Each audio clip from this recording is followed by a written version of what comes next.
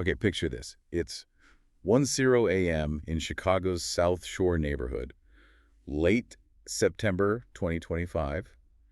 It's quiet, a normal working class area, Right. Dead quiet. and then that quiet is just obliterated. Instantly. You're jolted awake not by a car alarm, Mm. but by this deep, terrifying thrumming sound. Yeah, Black Hawk assault helicopters. Yeah. Circling right over your apartment building. That sound, that's the signal. Then comes the ground assault. Hundreds of federal agents flood the area. We're talking full tactical gear here. Camouflage, masks, flashbangs going off. And how they got in, they didn't pick a lock on the fence. They took a massive, 15-inch chainsaw to cut right through it. A chainsaw, and then just started kicking down apartment doors, smashing holes in walls inside. Yeah, witnesses describe splintered wood everywhere, apartments totally ransacked. This wasn't like serving a warrant quietly. No. It felt like a siege, like treating a residential building as if it were, a hostile zone in some war movie. And the people left picking through the wreckage, the residents. They had this really simple, terrifying question.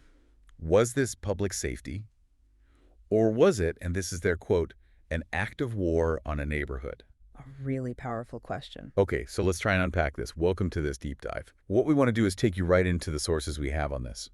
This massive, highly militarized federal operation in Chicago. We've got firsthand accounts from residents who lived through it, official government statements, and analysis of the political fallout. And what's really striking, I think, is the contradiction at the core of it all. How so? Well, the government's official story was very specific, right? Targeting a dangerous gang. Surgical. Okay. But what people actually saw, what they experienced, was just this overwhelming, indiscriminate force. It suggests the operation was maybe less about finding specific criminals. And then more about what? Making a statement. Exactly. A huge political statement, potentially at the cost of, well, everyone's basic rights in that building. Before we get into the politics and the why, let's just lay out the sheer scale, the how of this operation. The numbers alone are staggering. They really are. Estimates put the federal personnel on the ground that night somewhere between 300 and 400 agents. 300 to 400 I mean, for domestic operations. It's huge. And look who was involved. It wasn't just one agency. Right, it was this whole mix. U.S. Border Patrol, Including BORTAC, their elite tactical unit. the FBI, ICE, Right. ATF, a real convergence of federal power. But BORTAC and Blackhawks, BORTAC usually operates on the border or overseas, right? Counter-narcotics, counter-terrorism type stuff. Yeah, exactly. Yeah. Is there much precedent for using that kind of force, like quasi-military force, for a warrant service in a major U.S. city like Chicago? Very, very little. And that's kind of the point, isn't it? The overwhelming force was the message, the strategy. And you also mentioned who wasn't there. Right. Conspicuously absent.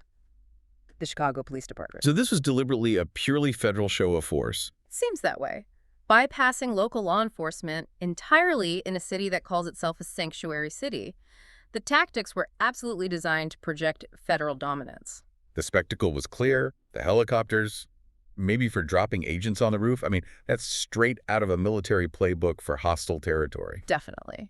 But the other piece, the logistical side, is just as revealing, maybe more so. What do you mean? Well, alongside the armored trucks and military-style vehicles, they brought in a massive fleet of rented U-Hauls. U-Hauls, like moving trucks. Yeah, U-Hauls, bucket trucks, those kinds of moving vans, loads of them. Okay, that's weird. Why? What does that suggest? It suggests they weren't just planning to maybe arrest 6 guys. Right. That fleet signals they were prepared for and likely planning for, mass detentions right from the beginning. They came ready to haul away a lot of people. Wow. So the scale wasn't just in personnel and firepower, but in logistics for removal, too. Exactly. And then the entry itself, like you said, chainsaw through the fence, kicking down door after door. Photos show apartments just trash, holes punched through walls. Every single unit treated like an enemy position. Okay, so given this overwhelming display, how did the government actually try to justify it? What was the official narrative? Well, the raid was framed as part of this larger ongoing federal initiative. It was called Operation Midway Blitz. Midway Blitz. Launched earlier in September 2025. And the stated goal for Midway Blitz, incredibly aggressive language. What do they say? To, and I'm quoting here, remove the worst of the worst criminal illegal aliens, including murderers, rapists, gang members, pedophiles, and terrorists. Wow. Maximum fear factor in that language. Absolutely. And then for this specific raid in South Shore, the justification got narrower. What was the specific target group? They claimed they were after members of the Venezuelan transnational gang, Tren de Aragua, TDA. Okay, I've heard of them. Known for extortion, trafficking, serious violence. Right. Authorities said they were looking for 6 specific high-priority targets linked to TDA, supposedly staying in that building. 6 targets. Mm-hmm. What you said, 300, 400 agents, Blackhawks, U-Hauls. Exactly. And here's the crucial piece, the policy lever that made the whole thing possible, politically speaking. What was that? It was the reinstatement of collateral arrests, a really controversial policy. Wait, collateral arrest, explain that. Does that mean what I think it means? It pretty much does. It gave agents the official go-ahead to arrest any person they encountered during the operation who was in the country illegally. Any person, even if they had zero connection to the gang, zero connection to the original warrant, like someone just visiting or living there quietly. Precisely. Even if they weren't one of the 6 targets, even if they had no criminal record here, if they were undocumented and happened to be there when the raid went down, they could be arrested. That fundamentally changes everything. That bridges the gap between looking for 6 people and bringing moving vans. It creates this massive chasm between the justification and the actual outcome. Because look at the numbers again. How many did they end up detaining? Federal agencies confirmed they took 37 people into federal custody that night. 37, when they were supposedly looking for 6. Right. And here's the kicker, the most telling part, really. What's that? They refused, absolutely refused, to confirm how many of those 37 were actually confirmed TDA members, or if any of them were the 6 high-priority targets. They wouldn't say. Wouldn't release a list of charges, wouldn't clarify who was who, complete information blackout on that crucial detail. So that silence feels deliberate, like a strategy. It has to be seen as an active strategy. The label Tren de Aragua, the threat of this dangerous gang, it becomes this incredibly powerful, fear-generating justification for the entire operation. Makes it seem necessary for public safety. Exactly. Whether or not they actually caught those specific gang members almost becomes irrelevant to the political messaging. The TDA threat acts as the political cover. The bait, maybe. The bait, yeah.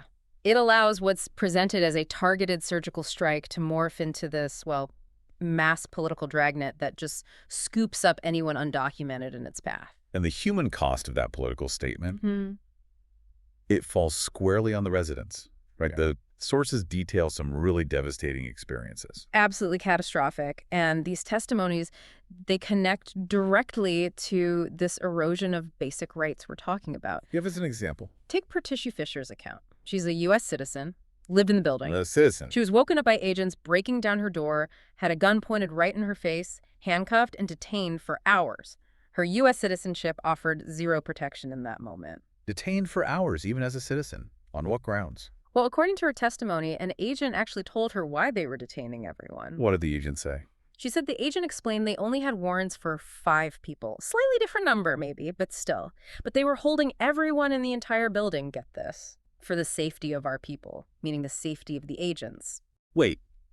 Hold everyone for the agent's safety.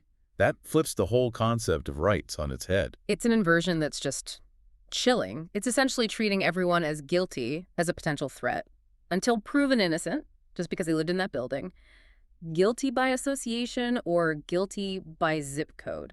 And there are other accounts too, right? Things that really stick with you. Yeah, really traumatic stuff. Witnesses reported seeing children, including a baby, brought out in zip ties. Zip ties. On children. Yes, without shoes, without proper clothes, because agents apparently wouldn't even give the mother a chance to dress the child properly. A baby in zip ties without shoes. I mean, that detail alone says so much about the mindset. Treating everyone, even infants, like dangerous criminals in a combat zone. It speaks volumes about the lack of restraint, the indiscriminate nature of it all.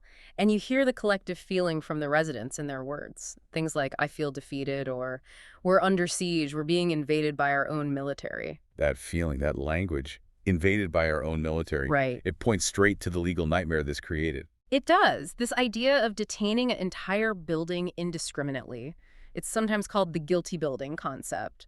And it seems like a profound inversion of basic American legal principles. Because our system is supposed to require individualized suspicion, right?